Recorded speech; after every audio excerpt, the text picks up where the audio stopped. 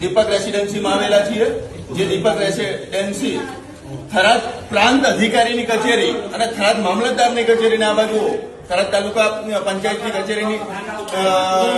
ની વચ્ચે આવેલી છે, જ્યાં આ ટોટલ દીપક રેસિડેન્સીની અંદર 24 પરિવારો રહી છે, જેમણે આજ સુધી તંત્ર દ્વારા તંત્રના નાક નીચે જે રેસિડેન્સી આવેલી છે ત્યાં આજ સુધી તંત્રએ પાણી પણ પહોંચાડ્યું નથી, એવું અહીં સ્થાનિક લોકોનું કહેવું છે. આજે અમે થરાદ તાલુકા કોંગ્રેસ સમિતિના કાર્યકર મિત્રો,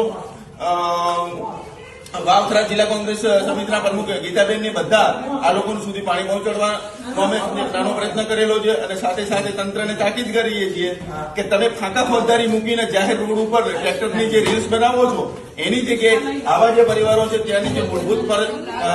જે ચીજ વસ્તુઓ છે એ પહોંચાડો તો અમે તંત્રની સાથે છીએ. બાકી તંત્રની ફાંકા ફોજદારીની સામે અમે હંમેશા તંત્રનો કાન સાંભળતા રહીશું. અહીંના સ્થાનિક